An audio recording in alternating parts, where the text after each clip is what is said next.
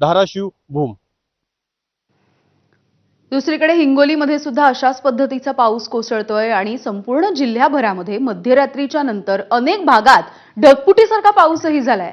त्यामुळे कयाधू नदीला मोठा पूर आलाय। शेकडो हेक्टरवरची पिकं ही पाण्याखाली गेलेली आहेत। सगळ्यात जास्त डोंगरगाव पूल या भागामधील शेतकऱ्यांना या पुराचा फटका बसलेला आहे। इथलाही आढावा घेतलाय आमच्या प्रतिनिधींनी। काल हिंगोली जिल्ह्यामध्ये जोरदार स्वरूपाचा पाऊस झालेला आहे। जोरदार झालेल्या पावसामुळे कयाधू नदीला पूर आलेला आहे। कयाधू नदीनं पात्र सोडून कयाधू नदीचं पाणी शेतीमध्ये शिरलेलं आहे। मी कयाधू नदीच्या बाजूला असलेल्या शेत शिवारामध्ये आहे। माझ्या कमरे इतकं पाणी या ठिकाणी आहे। पीक कोणतं आहे तेही दिसत नाही। अंदाज यावर लागतो कारण शेतकरी पाहणी करतायत की शेतामध्ये पीक कोणतं आहे, पीक किती पाण्यात बुडलंय याची पाहणी शेतकरी करतायत। हे सोयाबीनचं पीक आहे आणि हे पीक पूर्णपणे या ठिकाणी बघा पाण्यामध्ये बुडलेलं आहे। काहीच झाडांचे पानं या ठिकाणी दिसायला लागलेत। बापू, नाव काय आहे, कोणतं शिवार आहे?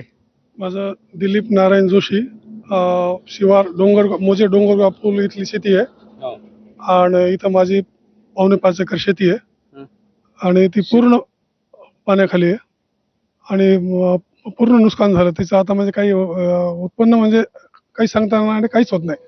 बरं, किती खर्च आलता पेरणी करायला? पैसे होते का? कसे उपलब्ध झाली?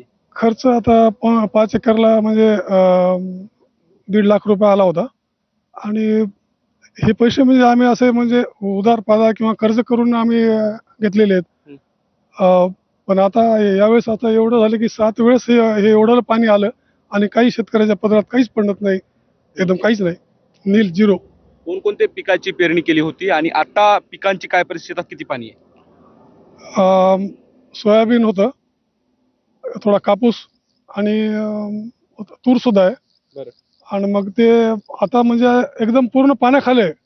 आता पूर्ण पाण्याखाली आहे। हे पहा, हे असे पिकं आहेत आणि याला काहीतरी आहे का पहा। हा, याला काही सुद्धा नाही, पूर्ण पाण्याखाली आता हा. कमरे इतकं पाणी आहे। पूर्ण पाण्याखाली आहे। हे कधीपर्यंत पीक हाती येणार होतं? आता पूर्ण पाण्यात भिजले ते हे आता आपलं दसरा झाले की आम्हाला म्हणजे कापणी होणार होती. कापणी होणार होती आणि याचं उत्पन्न आम्हाला मिळणार होतं। बरं, पण आता पूर्ण पाण्याखाली गेलं, याचं काही आम्हाला समजा काढायची सुद्धा म्हणजे हे नाही, गरज नाही, काढायची गरज नाही। बरं. आणि हिंगोलीमधली स्थिती आपण बघतोय, त्यामुळे जिल्ह्यामधल्या अनेक ओढ्यांना पूर आलेला आहे। जिल्ह्यामधील कयाधू नदीला सुद्धा रात्रीच्या पावसामुळे मोठ्या प्रमाणावरती हा पूर आपण पाहतोय। कयाधू नदीने पात्र सोडून ती बाजूच्या शेतांमध्ये सुद्धा शिरली आहे।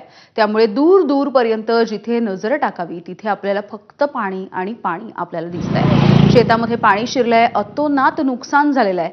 दुसरीकडे जर आपण पाहिलं तर केवळ आता ऊसाच्या पिकाचे फक्त शेंडे उरलेले दिसतात।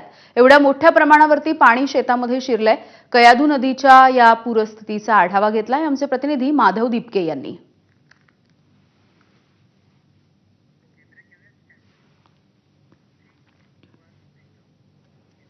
आणि यानंतर बुलेटिनमध्ये अगदी छोटासा ब्रेक घेऊन लगेच परत येतोय।